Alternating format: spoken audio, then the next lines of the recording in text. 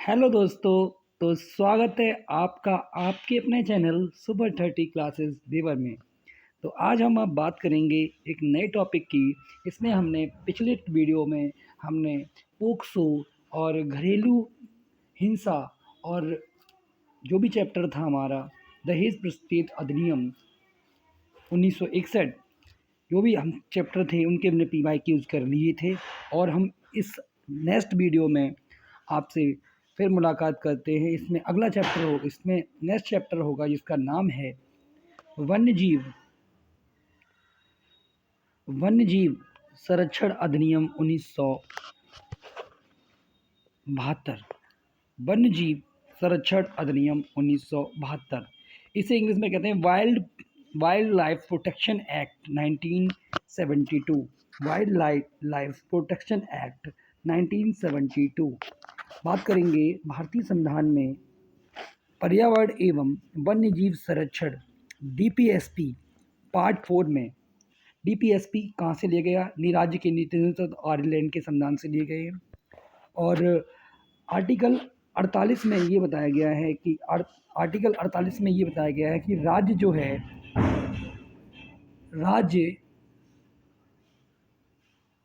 राज्य पर्यावरण संरक्षण व उसको बढ़ावा देने का काम करेगा। जंगलों एवं वन्य जीवों की सुरक्षा की दिशा में काम करेगा। कौन? राज्य। आर्टिकल 51 का में बताया गया है कि वनों एवं वन्यजीव सहित प्राकृतिक पर्यावरण की रक्षा और उसमें सुधार करना प्रत्येक नागरिक का कर्तव्य होगा। फंडामेंटल ड्यूटीज़ है, ये मौलिक कर्तव्य हैं। इम्पोर्टेंट नोट्स की मैं अगर बात करूं तो 42वां संविधान संशोधन 1976 के माध्यम से राज्य सूची के विषय में वन, जंगली जानवर, पक्षियों का संरक्षण को समवर्ती सूची में भेजा गया है। बात करेंगे इम्पोर्टेंट फैक्ट्स की, तो इसका तारीख जो थी वो अधिनियमित यानी कि पारित जो हुआ था वो 9 सितंबर 1972 को ये पारित हुआ था। और लागू जो हुआ था वो 1972 में ये लागू हुआ था। अधिनियमित हुआ था 9 सितंबर 1972 को और लागू जो हुआ था 1972 को हुआ था।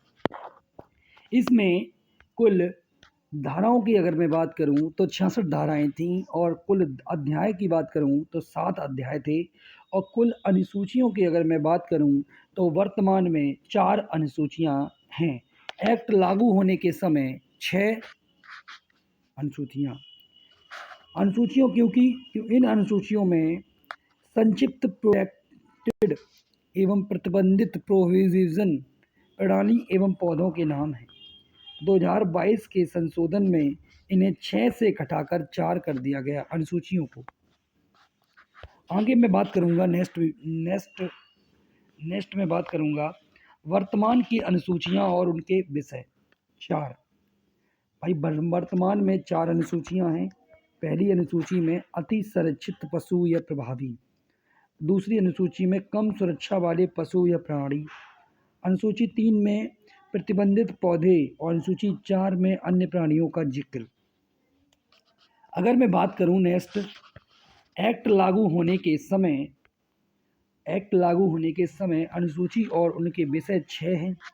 अनुसूची 1 में सर्वाधिक सुरक्षा वाले प्राणी हैं।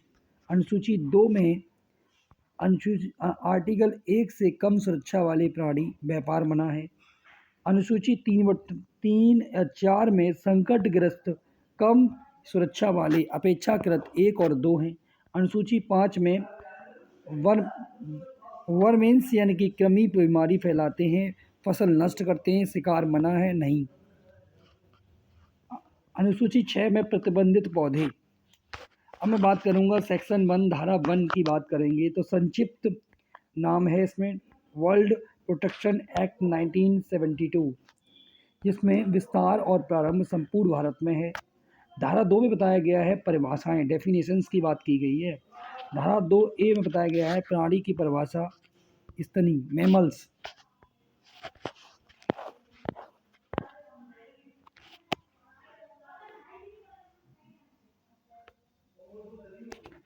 धारा 2 में बताया गया है परिभाषाएं, डेफिनेशंस। धारा 2(1) में बताया गया है प्राणी की परिभाषा। स्तनी यानी कि मैमल्स, पक्षी, सरीसृप, जलचर या मछली। उभयचर, जल और थल दोनों में रहने वाले प्राणी। कॉर्डेट्स जिनमें रीढ़ की हड्डी होती है, इन्हें कॉर्डेटा कहते हैं। नॉन कॉर्डेटा कहने का जिनकी रीढ़ की हड्डी नहीं होती है, एवं इनके अंडे और बच्चे। धारा 2 में बताया गया है, धारा 2(2) में बताया गया है कि प्राणी की वस्तु की परिभाषा जंगली जानवर, वन्य जीव से बनी वस्तु। जंगली और जानवर दो प्रकार के, यानी कि प्राणी वस्तु जानवर के शरीर का कोई भाग भी हो सकता है, प्राणी वस्तु जानवर का पूरा शरीर भी हो सकता है। धारा 2(5) में बताया गया है बंदी प्राणी की परिभाषा। बंदी प्राणी की परिभाषा कौन सी होती है? जिसको बंद किया गया है, जिसको विरोध या पकड़ा गया है। अनुसूचित में संरक्षण प्राप्त जीवों को पकड़ना और कैद में रखना ही उन जीवों को बंदी प्राणी बनाता है। इसमें धारा 2(5) लगती है। यदि पकड़ा है तो बंदी प्राणी है, यदि कैद होने की स्थिति में जन्म है तो यह बंदी प्राणी है।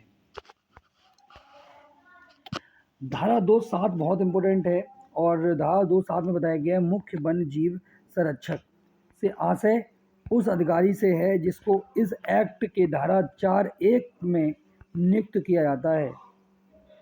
CWW यानी कि वर्ल्ड प्रोटेक्शन एक्ट 1972 की धारा 2(7) में और सेक्शन 4(का) में ये बताया गया है।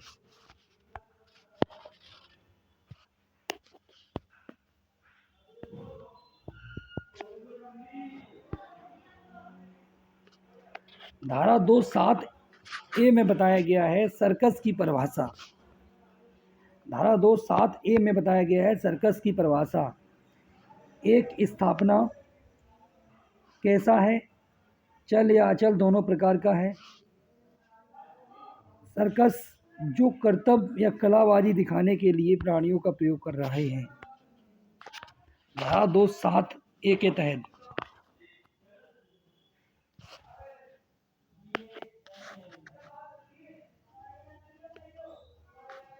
धारा 5(2)(11) में ये बताया गया है।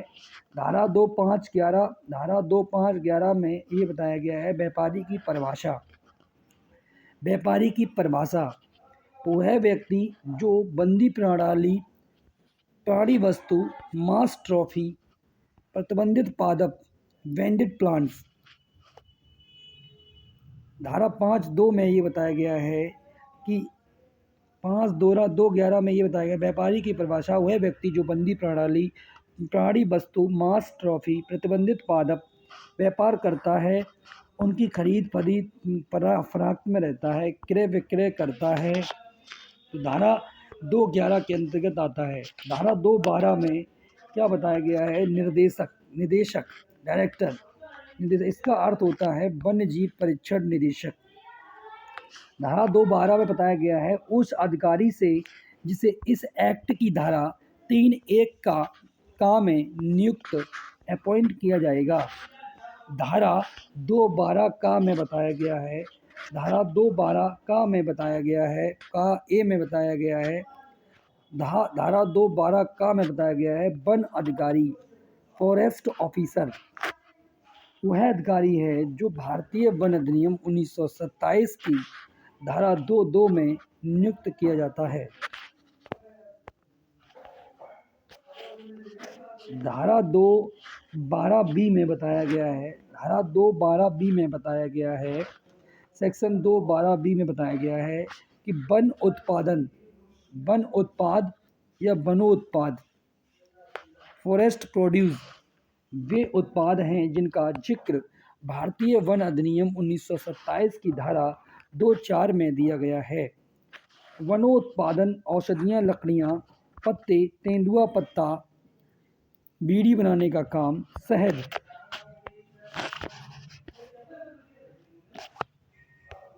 वन्यजीव संरक्षण अधिनियम 1972।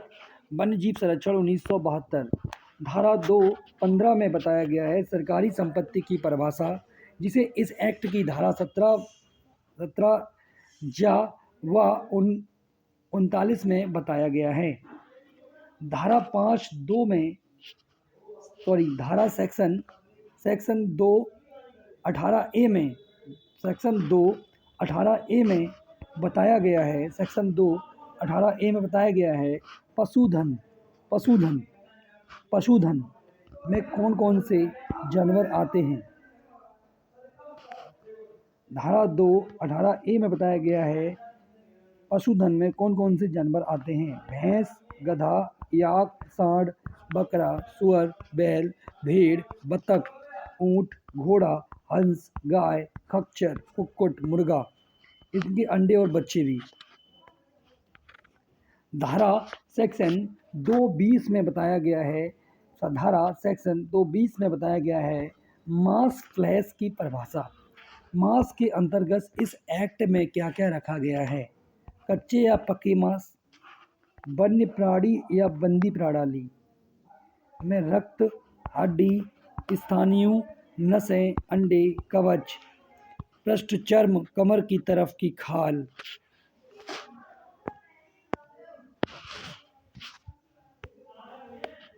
धारा सेक्शन 224 में बताया गया है राष्ट्रीय उपवन अभ्यारण्य समुदाय। राष्ट्रीय उपवन अभ्यारण्य समुदाय यानी कि वाइल्ड प्रोटेक्शन एक्ट 1972 आरक्षित क्षेत्र के बारे में बात की गई है। धारा 18 में बताया गया है राष्ट्रीय उपवन नेशनल पार्क के बारे में। धारा 35 में अभ्यारण्य। धारा 36 का और 36 में बताया गया है सामुदायिक आरक्षित क्षेत्र। धारा सेक्शन 226 में बताया गया है आरक्षित वन या RF। आरक्षित वन से मतलब अर्थ है भारतीय वन अधिनियम 1927। धारा 20 में दिए गए तथ्यों से है आरक्षित one world protection act 1972 section 226 में IFA Indian forest act 1927 section धारा 20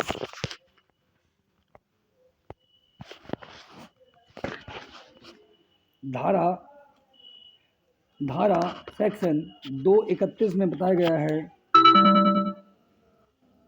ट्रॉफी के बारे में। वन्य प्रणाली या बंदी प्रणाली का पूरा शरीर का कोई भाग प्राकृतिक रूप से प्रिजर्व कर लिया गया है, संरक्षित कर लिया गया है।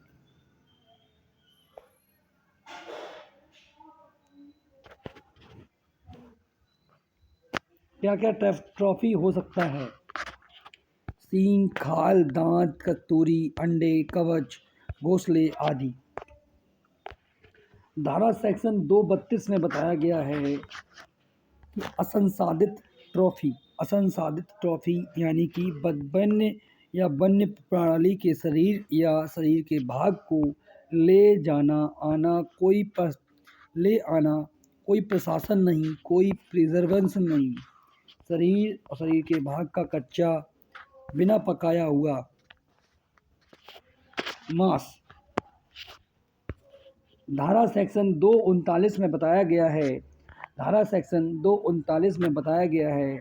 कि मान्यता प्राप्त चिड़ियाघर मान्यता प्राप्त चिड़ियाघर के अर्थ उसी से हैं जिसका जिक्र इस एक्ट की धारा 38 में किया गया है।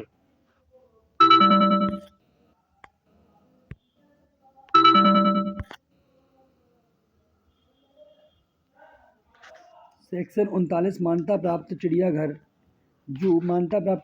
से अर्थ उसी से है जिसका अर्थ जिक्र इस एक्ट की धारा 38 में किया गया है। अधिकारियों की नियुक्ति अपॉइंटमेंट। धारा 3 में बताया गया है वन्यजीव परिरक्षण निर्देशक director of wild life conservation की नियुक्ति इस धारा के तहत की जाती है। धारा 5 में बताया गया है, धारा 5(4) का में बताया गया है कि मुख्य वन्य जीव संरक्षण चीफ वाइल्ड लाइफ वार्डन की नियुक्ति इस धारा के तहत होती है। नेक्स्ट पार्ट में सर ने पढ़ाया था कि सुधार या संशोधन, धारा 239 बहुत इम्पोर्टेंट है। चिड़ियाघर की परिभाषा है, कैसा हो सकता है, चल या अचल हो सकता है। चिड़ियाघर जहाँ पर बंदी प्राणियों को सबके देखने के लिए रखा जाता है। सेक्शन 5 में बताया गया है CWW मुख्य वन्य जीव संरक्षक, डायरेक्टर वन्यजीव परिक्षण निदेशक, सेंट्रल गवर्नमेंट केंद्रीय सरकार, ये तीनों लिखित आदेश के द्वारा अपनी शक्तियाँ, पावर व कर्तव्यों ड्यूटी को शर्तों के साथ अपने अधीनस्थ अधिकारियों को सौंप सकते हैं।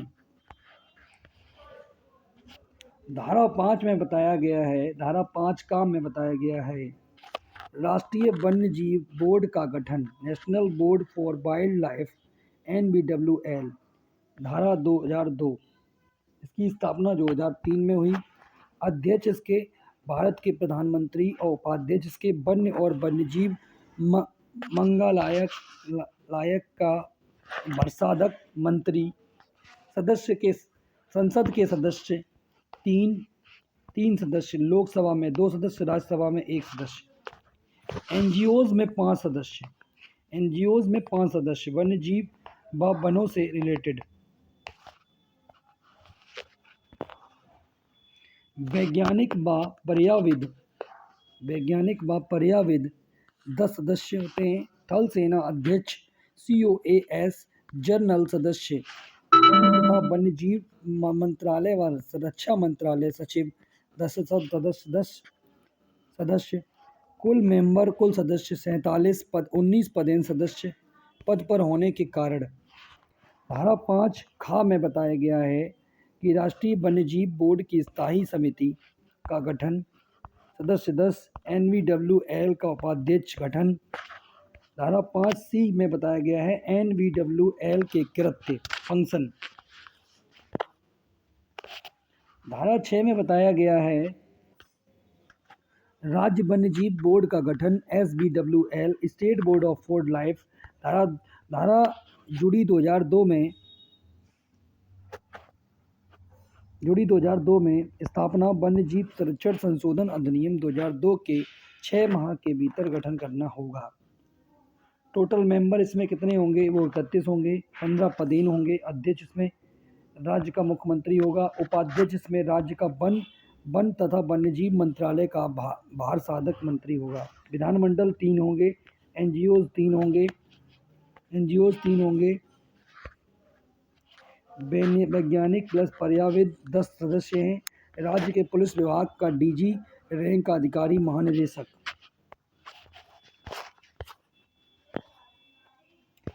नेक्स्ट पार्ट में सर ने पढ़ाया कि धारा 7 में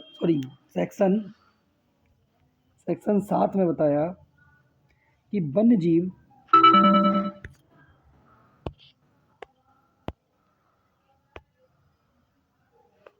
सेक्शन 7 में बताया वन्यजीव जरूरी है। बोर्डों की साल में कम से कम 2 बैठक मीटिंग। सेक्शन 8 में बताया गया है, धारा 8 में राज्य वन्यजीव बोर्ड के कर्तव्य क्या क्या हैं, ड्यूटीज़ क्या क्या हैं। धारा सेक्शन 9 में बताया गया है कि वन्य जीवों के शिकार या आखेट पर प्रतिबंध। अपवाद क्या है, धारा 11, धारा 12 शिकार की अनुमति देता है। धारा 11 में बताया गया है कि अगर वन्य जीवों के शिकार की अनुमति देना, कारण क्या है, शिकार के कारण यदि कोई प्राणी जिसका शिकार है, शर्तें क्या होंगी, नरभक्षी हो सकता है, नंबर 2 असाध्य बीमारी से पीड़ित हो, और CWW को लगता है कि ऐसा प्राणी है, पकड़ा नहीं जा सकता, शांत नहीं किया जा सकता और ना ही ट्रांसफर किया जा सकता है, तो CWW लिखित आदेश द्वारा उसको मारने की, शिकार करने की परमिशन देगा। कैसे मारा जाए? सद्भावनापूर्वक, ऐसे तरीके से जिससे उसे कम से कम कष्ट हो।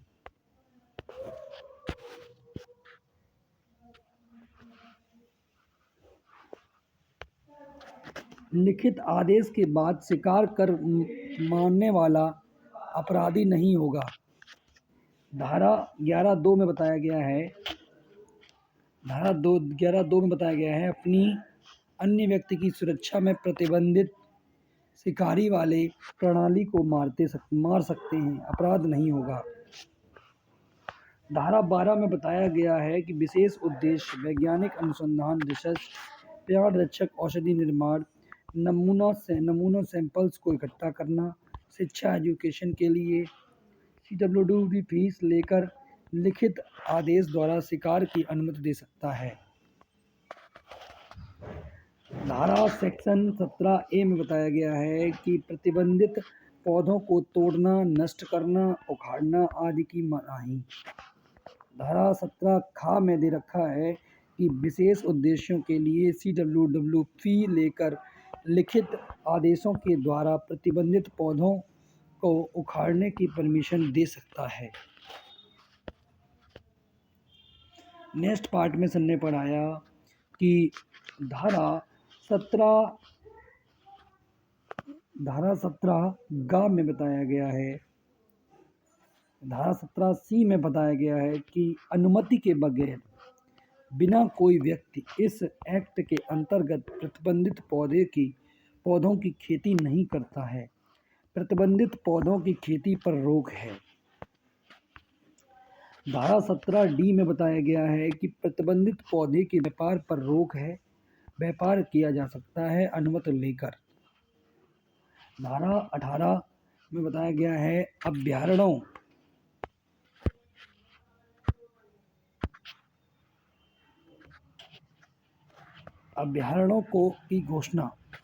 की घोषणा कौन करेगा? राज्य सरकार।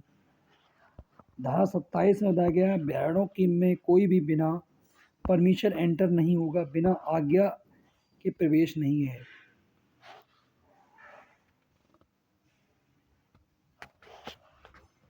घूंट हाँ लोक सेवक पब्लिक सर्वेंट को यदि वह अपनी ड्यूटी कर रहा है, लोक सेवक बिना आज्ञा के प्रवेश कर सकता है। धारा 28 में बताया गया है कि अभ्यारण्यों में प्रवेश की अनुमति परमिशन कौन देगा? CWD मुख्य वन्यजीव संरक्षक। कैसे दी जाएगी? शुल्क लेकर। अनुमति क्यों चाहिए? पर्यटन क्यों जाना है? पर्यटन, फोटोग्राफी, वन्यजीव की खोज, अन्य अध्ययन और व्यापार। धारा 30 में बताया गया है अभ्यारण्यों में आग लगने पर प्रतिबंध या मनाही। सेक्शन 31 में बताया गया है अभ्यारण्यों में हथियार, वेपन्स ले जाने पर प्रतिबंध है। CWD लिखित आदेश द्वारा अभ्यारण्यों के हथियार ले जाने की अनुमति दे सकता है। धारा 33 में बताया गया है कि अभ्यारण्यों का नियंत्रण कंट्रोल कौन करेगा? CWD chief wild life warden. Section 33A, धारा 33A में बताया गया है अभ्यारण्यों में पशुओं को यदि ले जाना है तो उन्हें असंक्रमित सैनिटाइज कराकर ले जाना होगा, क्योंकि जिससे अभ्यारण्य में संक्रमण न फैल जाए। सेक्शन 35 में बताया गया है कि राष्ट्रीय उद्यान या उपवन घोषणा राज्य सरकार करती है। सेक्शन 38 में बताया केंद्र सरकार की अभ्यारण्यों एवं राष्ट्रीय उद्यानों की घोषणा से रिलेटेड शक्ति। केंद्र सरकार NP अभ्यारण्यों की घोषणा कर सकती है।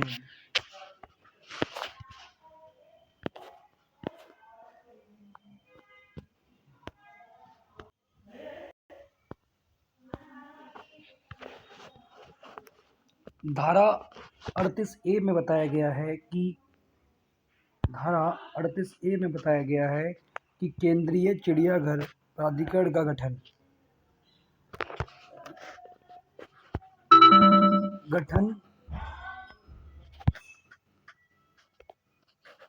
धारा 38A में बताया गया है केंद्रीय चिड़ियाघर प्राधिकरण का गठन कौन करेगा? प्राधिकरण अथॉरिटी। गठन कौन करेगा? प्राधिकरण अथॉरिटी। केंद्र सरकार करेगी।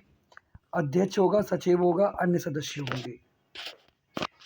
नेक्स्ट हम बात करेंगे धारा 38B में बताया गया है, धारा 38B में बताया गया है CZA के अध्यक्ष का कार्यकाल। CZA का अध्यक्ष अपने पद पर 3 वर्ष रहेगा। धारा 38C में बताया गया है प्राधिकरण CZA के कार्य और कर्तव्य। धारा CZA के कार्य और कर्तव्य, फंक्शंस एंड ड्यूटीज। धारा 38H में बताया गया है चिड़ियाघरों की मान्यता CZA देगा और बिना CZA मान्यता परमिशन के कोई भी चिड़ियाघर संचालित नहीं करेगा। दंड क्या है? प्रथम बार जेल 6 माह या फाइन 2000, दूसरी बार जेल 1 साल में फाइन 5000 रुपये। हम बात करेंगे नेक्स्ट धारा 5 नहीं है, ये सेक्शन 38 है। क्या है? सेक्शन 38L में बताया गया है, मोस्ट इम्पोर्टेंट है, NTCA national tiger conservation authority, राष्ट्रीय बाघ संरक्षण प्राधिकरण। गठन कौन करेगा? Central government. अध्यक्ष कौन होगा? पर्यावरण एवं वन मंत्रालय का साधक मंत्री। और उपाध्यक्ष कौन होगा? राज्य मंत्री। और संसद के 3 सदस्य, लोकसभा में 2 सदस्य और राज्यसभा में 1 सदस्य होगा। प्रोजेक्ट टाइगर 1973 कहाँ से? Jim Corbett national park. Next हम बात करेंगे धारा 38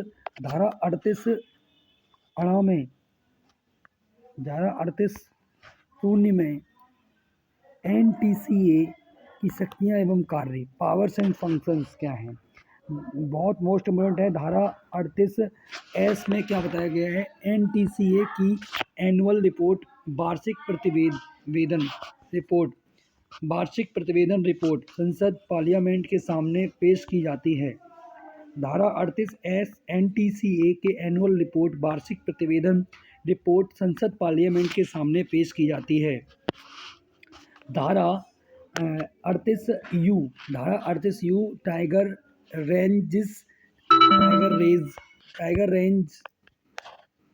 रेंज में संचालन समिति कमेटी का गठन कौन करेगा? राज्य सरकार। और संचालन समिति का अध्ययन राज्य का मुख्यमंत्री। धारा S 38B में बताया गया है बाघ संरक्षण योजना TCP, महत्वपूर्ण बिंदु NTCA की सिफारिश पर किसी क्षेत्र को टाइगर रेंज घोषित किया जा सकता है। टाइगर रेंज की स्थापना सिफारिश NTCA के द्वारा। वन्य जीव संरक्षण अधिनियम 1972 धारा 38(22) में बताया गया है, धारा 38(22) में बताया गया है वन्य जीव अपराध नियंत्रण ब्यूरो का गठन। वाइल्ड क्राइम कंट्रोल ब्यूरो गठन कौन करता है? केंद्र सरकार। हेडक्वार्टर कहाँ है? दिल्ली में। संरचना WCC, वर्ल्ड डायरेक्टर निदेशक वन्य जीव परीक्षण निदेशक DWC, अपर निदेशक पुलिस महानिरीक्षक IG, संयुक्त निदेशक JD, पुलिस उप महानिरीक्षक DIG, IG महानिरीक्षक, वन उप निरीक्षक DIG और अपर उप आयुक्त कस्टम अपर आयुक्त। धारा सेक्शन 38Z में बताया गया है कि WCC के कार्य कर्तव्य, फंक्शन, ड्यूटी। धारा 39 में बताया गया है कि वन्य जीव सरकार की संपत्ति। धारा 45 इस एक्ट के अंतर्गत दिया गया कोई भी लाइसेंस CWW रद्द कर सकता है। धारा 45 के संबंध में अपील राज्य सरकार के पास करेंगे। धारा 48A वन्य जीव धारा 48 में बताया कि वन्य जीवों के परिवहन ट्रांसपोर्ट पर प्रतिबंध होगा। धारा धारा सेक्शन 51 में बताया गया है सख्तियाँ, पेनल्टीज, पनिशमेंट, दंड क्या है। यदि कोई इस एक्ट के प्रावधानों को तोड़ता है या अपराध करता है तो उसे दंड पहली बार जेल 3 से 7 साल, 3 से कम नहीं, 2 से दंडित 10,000 तक। दोबारा बार बार अपराध दंड जेल 3 से 7 साल तक, 3 साल से कम नहीं, या फाइन 25,000 से कम नहीं, दोनों से दंडित किया जा सकता है। टाइगर्स रिजर्व के अपराध की बात करेंगे, ऑफेंस की बात करेंगे तो क्या अपराध कर सकता है। शिकार, हंट रिजर्व की सीमाओं प्रवेश, दंड पहली बार में जेल 3 से 7 साल तक की, 3 से कम नहीं, या फाइन 50,000 से कम नहीं। बार दोबारा जेल 3 से 7 साल, 3 से कम नहीं, फाइन 2 लाख से कम नहीं। नोट की अगर मैं बात करूं तो इस एक्ट के अंतर्गत स्वयं अपराध नहीं करता पर किसी दूसरे को उकसाता है, भड़काता है। दुष्प्रेषण, दंड क्या है, वही दंड मिलेगा जो अपराध करने वाले को मिलेगा। नेक्स्ट हम बात करेंगे, यदि अपराध में कोई फांसा या जाल या औजार या जलयान या आमुद फंदा प्रयोग किए गए हैं तो कोर्ट आदेश देगा, स्टेट गवर्नमेंट जब्त कर ले, लाइसेंस रद्द कर दे।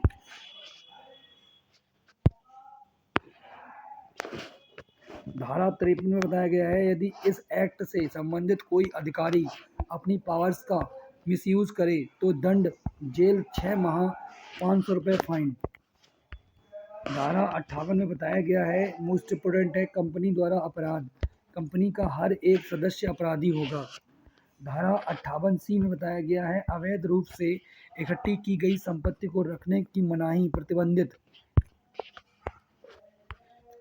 धारा 59 में बताया गया है कि इस एक्ट के अंतर्गत सभी अधिकारी लोक सेवक, पब्लिक सर्वेंट होंगे। धारा मोस्ट इम्पोर्टेंट है, धारा 60A, व्यक्तियों को पुरस्कार, अवार्ड क्यों, अपराध की जानकारी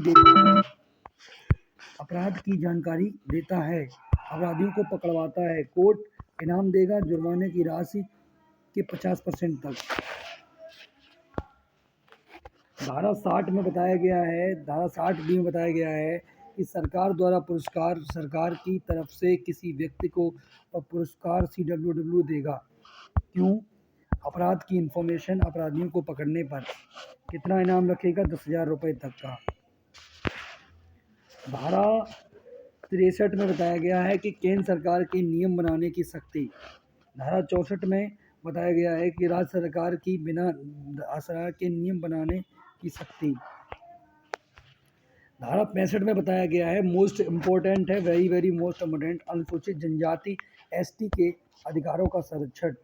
कहाँ की, निकोबार द्वीप समूह की जनजातियों को शिकार करने की परमिशन है। हम नेक्स्ट चैप्टर पढ़ेंगे SC/ST एक्ट 1989, ये पढ़ेंगे नेक्स्ट वीडियो में। अगर आपको ये वीडियो अच्छी लगी हो तो इसे लाइक करें, क्विक रिवीजन है, जल्दी से आप इसे पढ़ सकते हैं। जो टीचर्स 1 घंटे में पढ़ाते हैं, 1.5 घंटे की क्लास लेते हैं, टाइम ज़ाया करते हैं, उसे हम आपको कम समय में रोजगार विद अंकित सर की, राम सर की PDF पढ़ा रहे हैं UPSI के लिए, जल्द से जल्द।